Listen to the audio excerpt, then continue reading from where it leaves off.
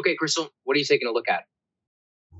Well, I've been asking myself a big question over the course of the past week or so, which is how is it that Joe Biden, who has been wrong and bad in so many ways over his long career in Washington, actually did something not only good, but truly quite courageous in standing up to the establishments of both parties, in standing up to every corner of the media, in being completely unwilling to back down. And actually, the New York Times added some details to help us understand exactly that question. So they have this write up where they say, debating exit from Afghanistan, Biden rejected generals' views. Over 2 decades of war, the Pentagon had fended off the political instincts of elected leaders frustrated with the grind of Afghanistan, but President Biden refused to be persuaded.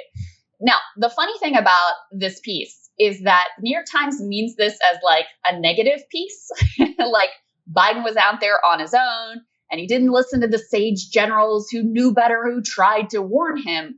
But I read this piece in a very positive light because it gets into some of the details of how Obama was persuaded to go against his initial instincts and what he ran on. And Trump was persuaded to go against what he ultimately ran on, wasn't able to actually get people out of Afghanistan. And Biden somehow was able to buck what all of these generals in a coordinated fashion tried to push on him.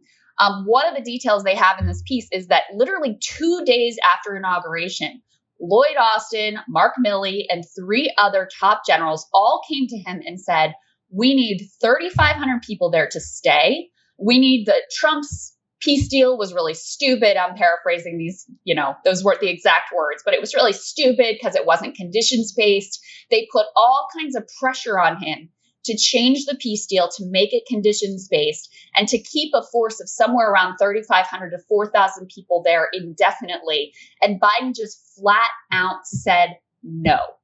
So why is that? Why was he able to do what presidents before him for decades were unable to actually do, and to stand up to that kind of pressure, knowing the way they're going to leak against you, knowing the way the media is going to handle all of this? There's a couple of key nuggets here. I think there are sort of 3 key factors.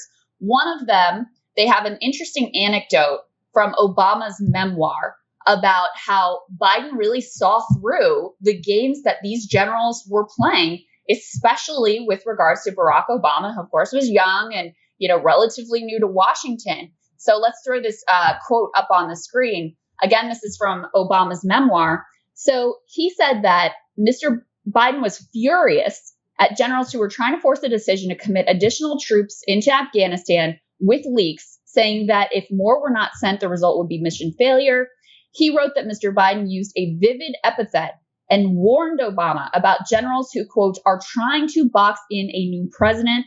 The vice president leaned forward, putting his face a few inches from mine, and stage whispered, "Don't let them jam you," Mr. Obama recalled.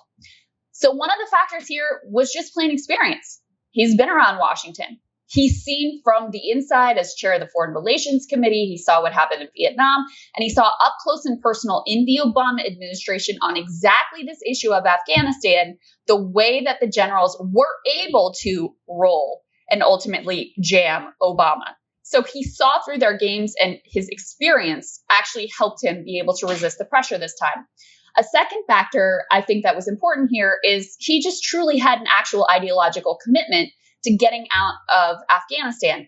He fought with Obama. He fought with Robert Gates. He fought with Hillary Clinton during the Obama administration about committing additional troops to the surge in Afghanistan. He wanted a much smaller footprint and fought, sort of vicious battles against them. He was also incredibly frustrated and disgusted with the Afghan government that we were propping up. One of the details from this piece is that he was so disgusted and frustrated at one point that he once threw down his napkin and walked out of a dinner with then President Hamid Karzai. So he's also seen through the totally corrupt and inept Afghan leadership that we were propping up for many years, and actually had an ideological commitment. He saw through the lies. He understood the lies. He knew that the mission had long been accomplished or gotten off track and become about nothing other than military industrial complex profits.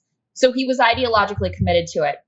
But the third piece, and this part's not really contemplated in the New York Times piece that I mentioned earlier, is something that Sagar and I have talked about here, which is that Joe Biden really has a kind of a chip on his shoulder, right? Obama, Hillary Clinton, all the smarty pants in the Obama administration, they all really looked down on him. They treated him as less than.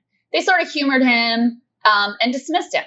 And he felt that his way of doing politics, his sort of, old school relationship-based way of approaching politics, that was really smeared at by Obama.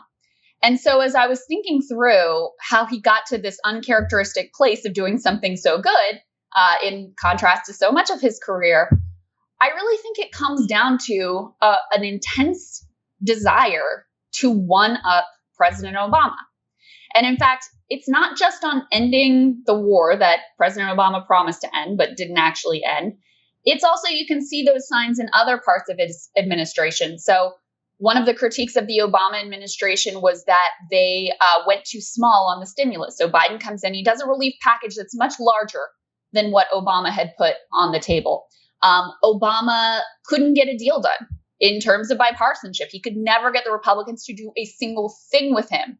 So that helps to explain why Biden has been so weirdly obsessed with this stupid bipartisan infrastructure deal, burning days and days and months to try to get a bipartisan deal done, because that was something that Obama could never, ever do.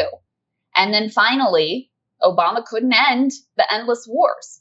And so it makes sense to me that out of a desire to one-up him and out of a sort of like ego-driven sense of grievance and this chip on his shoulder, he was willing and able to do the thing that Obama didn't. So look, Joe Biden is still as flawed and still has made as many bad decisions as, anyone has in this town.